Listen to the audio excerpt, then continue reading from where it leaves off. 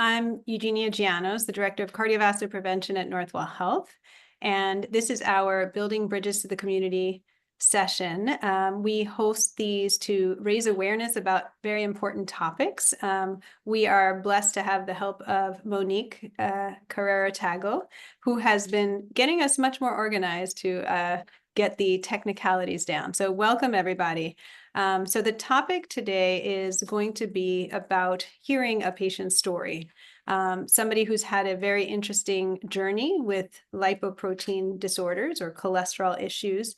And it's really an ideal time now because it is Heart Month. February is Heart Month, where we raise awareness about heart disease in general, women's heart disease, and just really prevention of all of these disorders. So our guest, who you'll be hearing from shortly, is Salima Mohib. She is a very inspiring, courageous woman who has really taught us a lot, I'll be honest, and that's why we asked her to come on. She jumps at the chance to actually share her story. She's done it for CardioSmart, the ACC website. She really is eager to help educate other people in this area. And then on the medical front, to help get us the background of what we need to know about therapies that are out there and important things about cholesterol, is my colleague and friend, Dr. Guy Mintz, who is the director of and the founder, I should say. He's the first to sort of be the director at our Lipoprotein Apheresis Center at Northwell Health at the Sandra Atlas Bass Hospital. He's also the co-director of our Cardiovascular Prevention and Lipid Center in Manhasset, and he's on the executive board for the National Lipid Association. So lots of stuff that has to do with cholesterol, as you can see. So you'll be hearing from both of them. So welcome, everyone. And for starters, I'd just love for Salima, if you want to just share your story, this journey, and that of your family with our audience. Thank you for having me be a part of this Building Bridges. It's such a great privilege to be here with you to bring awareness for heart health. And my journey into heart disease started even before I was born, if you want to say it that way. My father died at the age of 42 from a heart attack because of high cholesterol. My mom was 5 months pregnant with me at the time. So little was told about cholesterol. It was the doctor told my mom that it was because of fatty tissue. That was the name that they carried 50 something years ago. And so after I was born, mom lived a simple life with us. We lived pretty much on a plant-based diet because everything was grown in the backyard, so to say. We live off the land. All the medication lived, with us in the backyard. It didn't have any kind of pills to take for cholesterol and stuff. And neither did we know anything about having cholesterol at that time.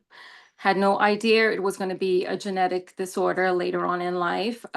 We lived a simple life. We lived a plant-based life. Nothing was going on. Growing up, everything was fine until we got into our early adulthood. My brother, at the age of 37 in 2000, passed away from a heart attack as well because of cholesterol. Prior to him passing away, his cardiologist had said to him that his cholesterol was in the 600s and he needs to get it tested. And because of my father dying at the age of 42, genetics play a part in it. So your brothers and sisters need to be tested as well.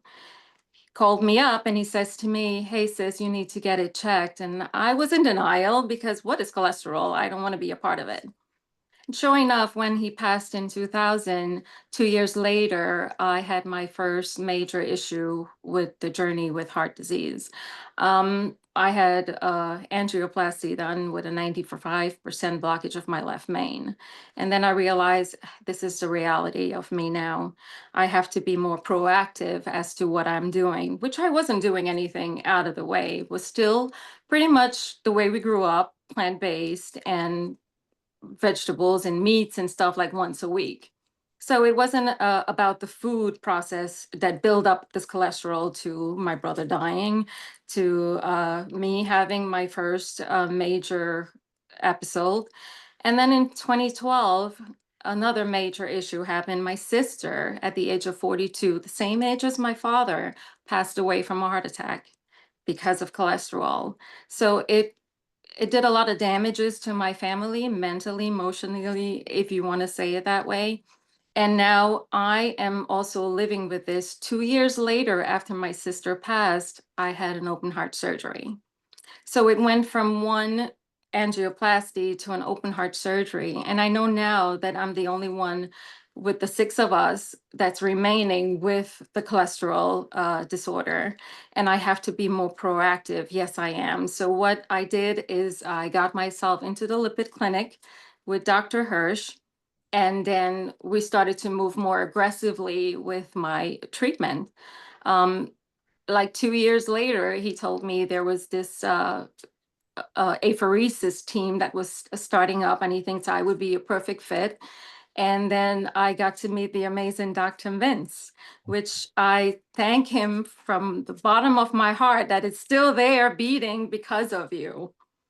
Every Thursday, I have to do the treatment of the LDL apheresis together with medication. I am seeing a big change. I develop a lot of xanthomas in my hands and my feet, and it was very painful. So now, because of Dr. Mintz and the LDL apheresis team, I am getting a chance to fight this cholesterol. I am getting the chance to notice the xanthomas being reduced in my hands and my feet. I am getting the chance to walk up a flight of stairs because of him. And I am forever grateful. I will keep on fighting this fight for myself, my father, my brother, and my sisters, and for all of them out there who are doing the same thing. Don't give up. There is a lot of things that, it's a big treatment. It's from where my father was to where my brother was to where my sister was to where I am right now. Modern technology is great. Science is behind everything. Together with medication, the right doctors in your corner, I know I have the fighting chance. I believe that every Thursday that Dr. Mintz and his apheresis team are the best. And I'm sitting here to bring awareness for heart health, to let everyone know that I am a fighter and I'll fight this to the end. We know that. That's for sure. You've proven that, honestly. I think even before meeting us, what you had gone through and your positive outlook, no matter what you've gone through, is something that we all should learn from, truthfully. Like whatever people are going through, you are really a testament to, being positive, number one. And, so your specific cholesterol disorder is the familial hypercholesterolemia, which I know you've spoken about quite a bit. So maybe Dr. Mintz, if you want to kind of go over a little bit about that and maybe lipoprotein A, these are two of the things that I think are very common, severe, not very common, but we do see these in our practice that lead to very significant heart disease that people should be aware of. Okay, thank you. And Ms. Salima, thank you for your kind words. And, your journey is inspirational to us to do more and to do better every day. So for everybody out there, you know, what I like to say is plaque attack, and the plaque attack starts with, working on cholesterol. So, there are many different flavors, if you will. There are people that have high cholesterol because they have poor lifestyle. There are people that have a higher cholesterol because they may not have functional receptors, or they may not have the right number of receptors, so their cholesterol stays higher. So many of the medications we use that you may be familiar with, like statins, they fake out the liver to make more receptors. But there are people like Salima who are unresponsive to those medications. And, she's an example of someone who's on every medication we have uh, that was just ineffective. We'll talk about apheresis in a second. So, it's important. So if you're LDL, and I tell all my patients L for lousy, if your LDL is 190 or greater, you may have familial, run in the family, high cholesterol, either less receptors or a mutation of the receptor or dysfunctional receptors. So that's an awareness. Don't get fooled talking about, oh, my total cholesterol. L for lousy is what you want to know, and 190 or greater should alert you to potential familial high cholesterol.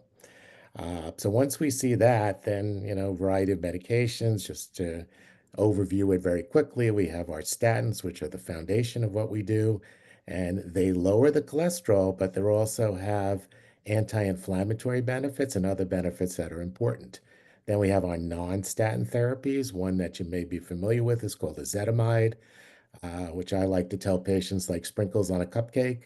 So it's when you poop out a little more cholesterol. So that's a great add-on. And then we have our injectable medications. And then for someone, like Salima, then we have what's called lipoprotein or lipid apheresis, where we filter out the cholesterol. And the other thing we look at, and it's become, more important now, there was a great New York Times editorial about 10 years ago, lipoprotein A, the blood test cardiologists don't know about.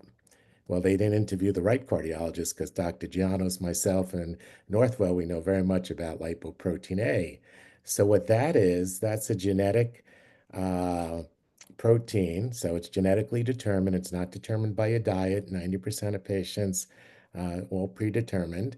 And it's an A protein that attaches to the LDL and it creates this big inflammatory molecule.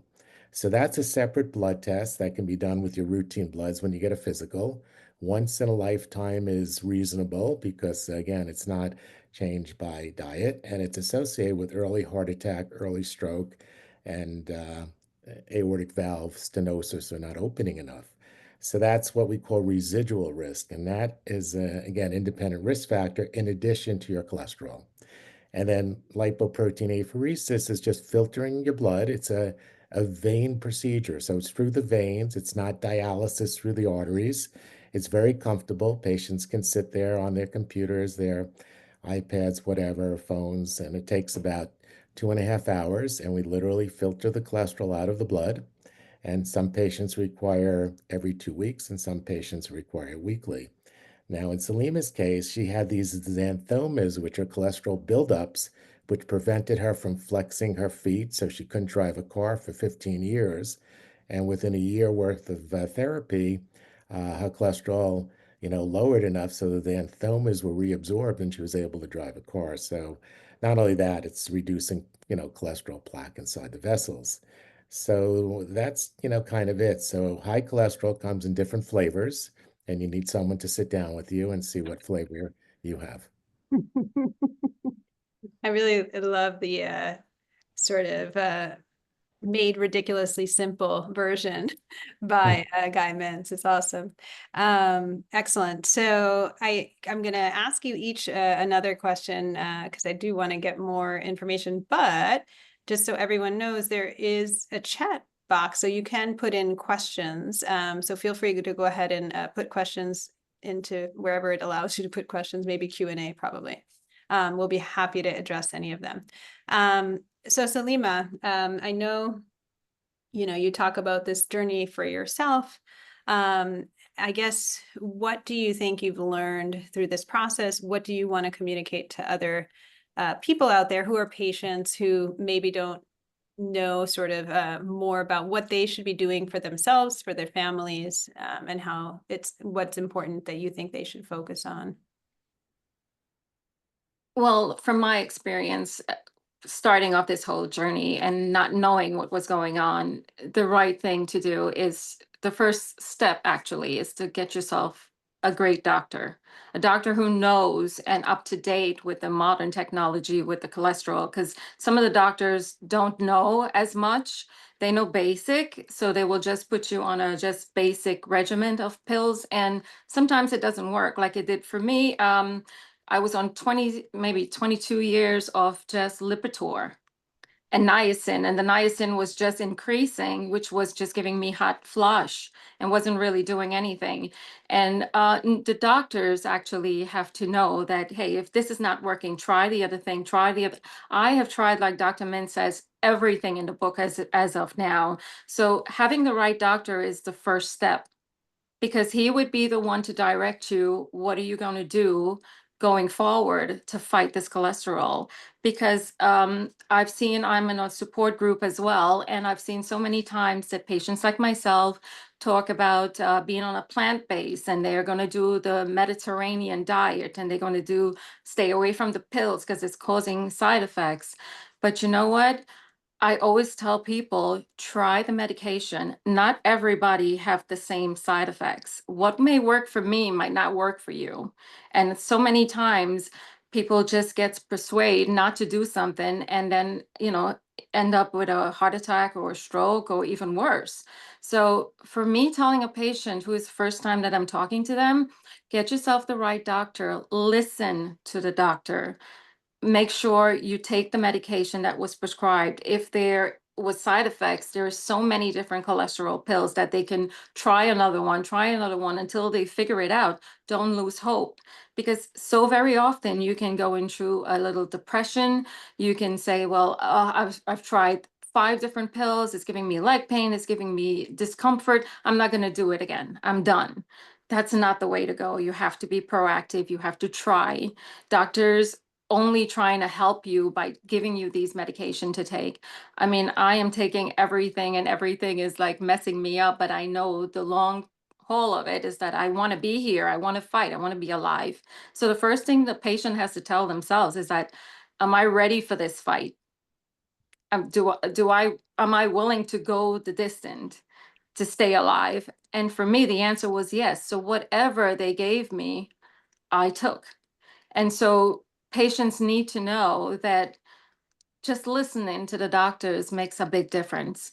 Now they can also have a voice. They can also say that, hey, this is not working for me. I have this pain. Don't just take the pills and have the pain and say nothing. Let them know there's other form of therapy that they can do. Like for me, everything was absorbed until I ended up with LDL apheresis. So there is options. So plant-based is great, but it has to be incorporated with medication. And then further, if it ends up like me with LDL apheresis, but they have to work hand in hand. They just can't be one body and say, well, I'm only going to go plant-based. It's not going to work for the genetic people like myself. So they need to know this. Yes, that's a really good point. And I think understanding how much of what your disease is actually from lifestyle and environment, and how much of it is genetic, is really, really important. And as you said, your family grew up eating plant-based, and yet this was continuing. Right. So clearly there's something else going on here. And you did say lifestyle is very important, and so is plant-based, but it's not going to be enough, not in No, a genetic it's cholesterol not. disorder. It's not. Exactly. Exactly. Even for regular people to bring their cholesterol down, just plant-based is not the only thing. Incorporated with the medication, the modern medication that there is now, and the numbers will go down if it's a normal person. Now, if it's genetic, you need to get that genetic testing done so you know what it is you're fighting. Because like Dr. Min say, it's not only cholesterol, it's the lipoprotein A as well. So you need to know which one you're fighting. And the only way to get that done is genetically. Now, I know the insurance have issues with that. Pay out of pocket, get it done, because these are things that will only help you fight the fight that you're fighting, and knowing what it is you're fighting. Exactly. In some I'll cases, we just- do need that. Sorry, I was going to ask you to tell us a little more. Yeah, no, I was just going to comment on the genetic testing piece. So, as I said, if your LDL is greater than 190, we know that we're likely dealing with someone that has some receptor dysfunction in some way. So, we don't necessarily need to do genetic testing, for everyone. And it doesn't, how can I say, it doesn't prevent us from treating you because we have a very good idea where we are. But for some Right. patients, it becomes important. But as I said, you have to know all the flavors, and not Yeah. everybody with high cholesterol comes in with the same issue. And many people, their problem is not what goes into system in terms of eating. Many people is they can't break down the cholesterol and get rid of it. So that's why we, have Eh, specialists in the area. Right. And it also comes back to having the right doctors, because doctors wouldn't recognize what's going on with the LDL until there's someone like in Dr. Mintz will see it and know what it is. A doctor, a regular cardiologist will say, oh, well, let's just try medication. It'll go down. But like you said, once you see those numbers in the 195, you know there is more. Right. Sure. To be fair, I mean, we did not, even in training, get much of this education. I came out of training and we learned a lot about procedures and fixing arteries and putting in stents and bypass, et cetera, but not very much about how do you attack this very early on. So I do want to get to one of the questions in the chat. I think Dr. Mintz can help us with is they'd like to know, and maybe you can walk us through, because there are, when I started doing this 15 years ago, there wasn't a lot out there, but now in the past 15 years, there's a lot more. So maybe just a little bit of a idea for people of injectable things that are out there for LDL, but also they're asking about research and things that are in development and stuff for the future that, could we maybe not need apheresis, et cetera. So those are some questions. And I thought apheresis was so much fun. Yeah.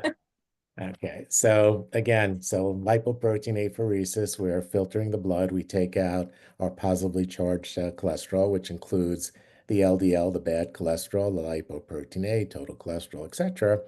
And for patients like Selima with familial hypercholesterolemia, uh, lipoprotein apheresis is not going away because she's an example of being on every medication. She's on an infusion, she's on an injectable of a monoclonal antibody, and 3 different pills. So I can do a whole medical school course on cholesterol lowering just with Selima.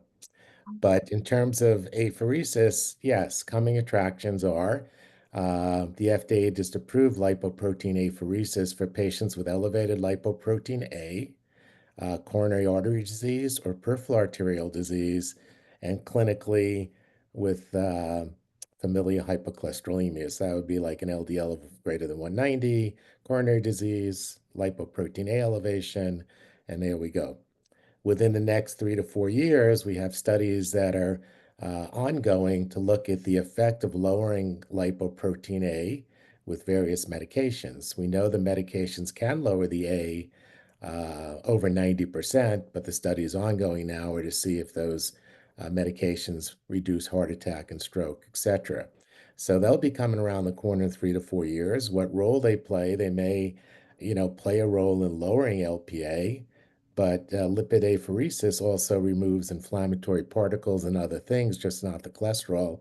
So we'll see in terms of event reduction and morbidity and mortality if the medications for lipoprotein A are going to be comparable. But 3 to 4 years, you'll hear about medications becoming available for lipoprotein A. So that's around the corner for us, but still that won't replace lipoprotein apheresis for others. Currently, lipoprotein apheresis is FDA approved, is the only FDA approved treatment for lowering lipoprotein A. In terms of medications we have our statins, which we talked about, that lower cholesterol, and they also have anti-inflammatory benefits that contribute to stabilizing the plaque. We have non-statin medications like bempedoic acid or ezetimibe, which are add-ons. Our injectable medicines, 2 flavors, PCSK9 injectables, they're monoclonal antibodies that attack a protein. That's their only mission, find this protein that prevents us from getting rid of cholesterol.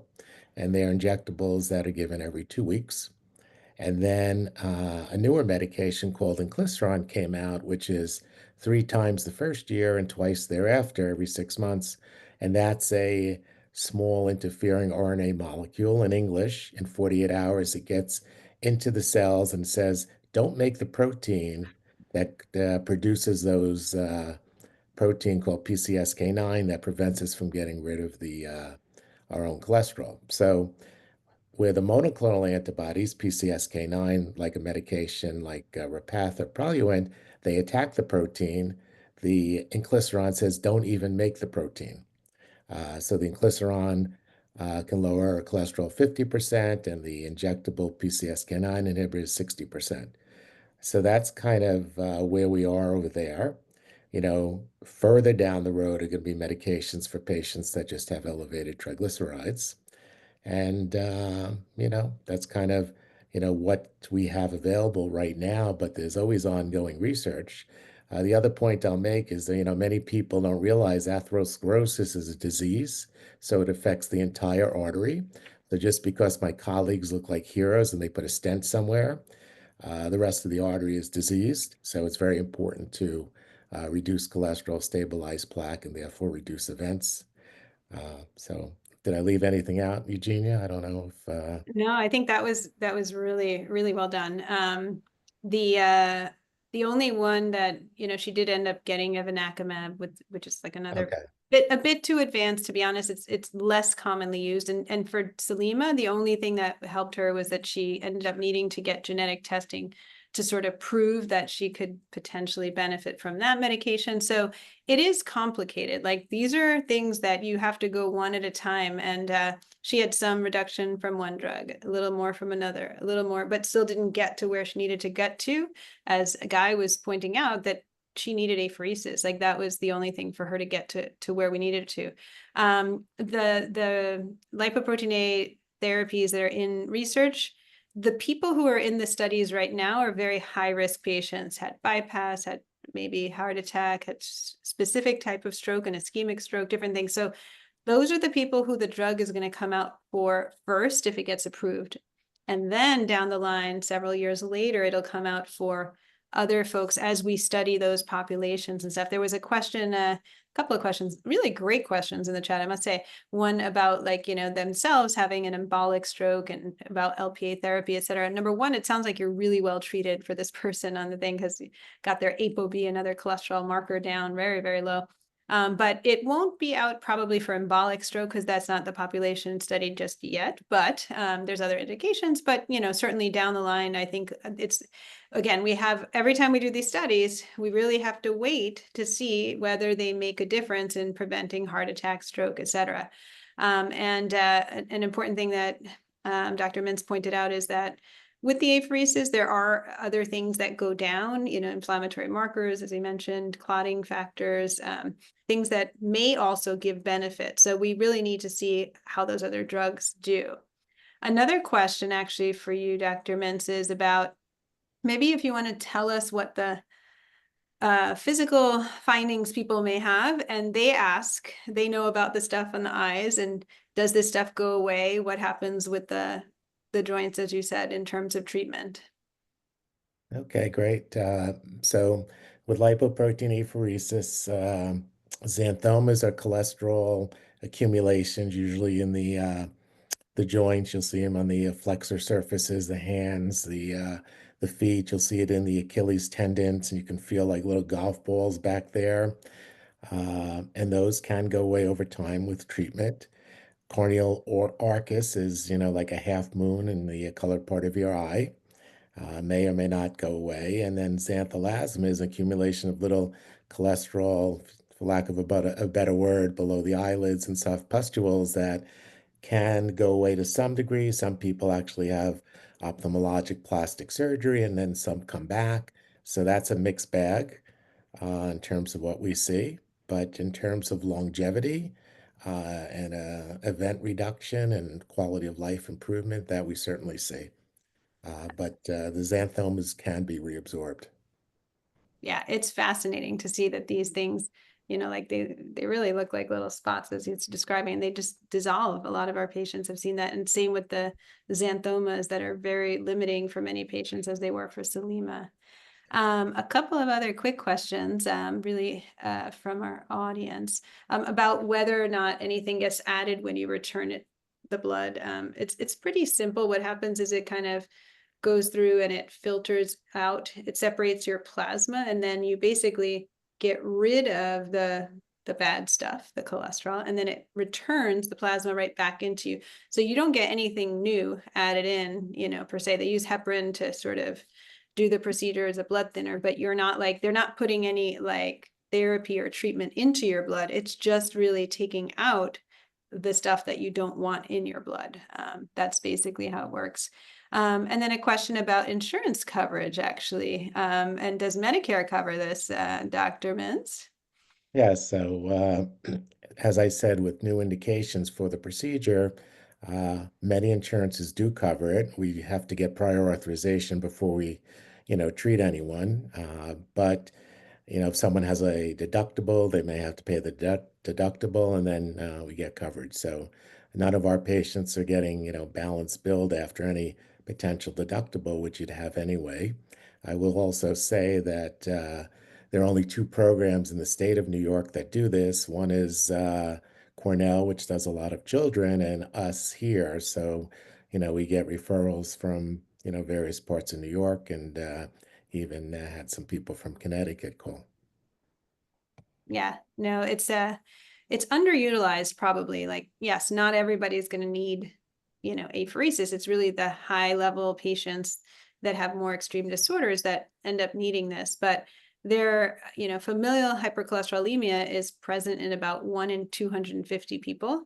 They're not usually diagnosed. Many of them go under-recognized for a long time until they come back for like their 8th stent, and then they're like, wait a minute, there must be something going on here, So unfortunately, the people who need this are not getting it across the country. It is definitely something that there's not enough centers out there to provide this. So it definitely is a useful treatment. And I guess Salima will probably let people go and enjoy their evening, but I do want to hear, I guess the last two questions I have for you. Number one is just about the experience of like going through this and what it's like for you. And then just your last messages for our patients out there and for the audience, anything else that you want them to know about. Apheresis, are we talking about the LDL apheresis? Yeah, Or in general? actually, no, just your general course. Yeah. All right, so it's been tough. It's been getting used to a medication or not working and then going to the next one and going to the next one. Like I said before, one could get very depressed. But my word for everyone is don't give up. Try whatever it is to get to the point where you need to be, because it can happen. It will happen. It just takes time to figure out what best works for you. And just go with that. It will happen. I mean, unfortunately for me, I had to absorb everything, didn't work. And I'm doing everything now not because I'm having LDL apheresis. That doesn't mean that I'm not taking my pills. I still have to do the pills. So I am on a plant pill apheresis lifestyle. And with LDL apheresis is the biggest jump that I've seen with the numbers. I start feeling like myself. I see the xanthomas going away. And it really uplifts me because I've tried everything to get it dissolved. It wasn't going, it was getting bigger, and it was very depressing. But now that I can actually move my hands, move my feet, and it's still there, it's just, gradually going away. It's not something that's going to go away as soon as you start LDL apheresis. That's not how it works. But with LDL apheresis, I see the biggest change, that I can actually enjoy my life a little bit. I mean, there is the downside of going through the process because it takes a lot out of one's body. I mean, it makes me tired after, but I will take the bad just to get the good. And so it's a lot. It's a lot to go through. And so my word out there for everyone is to be proactive, get to the right doctors, take the medication, know what's best for you. And remember, the most important thing is to know your body, to know what you feel and what you don't feel. And most of the time that you know that something is off, something is off. So know your body. That's very important to know. Oh, this doesn't feel right. Get help. Don't sit with it. Like so many times people will sit with something and then later on it becomes such a big issue. And then maybe you're not here anymore. So fight it. Fight what it is. Heart disease is a real thing. It's scary. I've been there, done that, and it's very scary, but I am here and I'm going to be here till the end. I will be fighting. I love it. That's a great, great message. And you see how Rocky Balboa copied everything she said. He learned With from the help her. of Dr. Mintz. Dr. Mintz is the key for me. That's my go-to. Oh, So thank that's you. the way I know I'm going to be alive, Dr. Mintz. Well, thank you. Thank you. My mother sends her a check every week. She's great. But I'd like to leave people with a few numbers, if I can. Yeah, actually, somebody in the chat, I would say, did ask if there was that their doctor is interested in this and they want to know how to get connected. So that would be great, and maybe even we can talk about just some resources. I was talking about cholesterol numbers, but you can, I was going to say, are you really going to give them a phone number? Okay, go ahead. Sorry. you You know what? tell us about that. And somebody did ask if there's anything else out there, tests or markers to look for at other than LDL. Yeah, we look for everything. We look for inflammation, high sensitivity C-reactive protein. I mentioned briefly residual inflammation after we evaluate you. So, feel free to come to the symposium. You can learn a lot, but, we look at, a variety of markers. What I was going to say is, if we leave you with anything, this evening, when I say plaque attack, you should know your LDL, alpha lousy, less than 100. And if you have heart disease, diabetes, you want to push that number to less than 70. So now I taught you two numbers, 100 and 70. If your LDL is greater than 190, you need to get that evaluated because now you're in a different danger zone. And LPA, you get tested once in a lifetime. Normal should be less than 75 nanomoles per liter. Please know that some labs look at it in milligrams per deciliter, but nanomoles per liter. But if you're above 125, that's called a risk enhancing feature. So we want to be aware of that. And then above 125 is increased risk. So know your LPA, once in a lifetime blood test. Know your LDL, alpha lousy, 170, 190.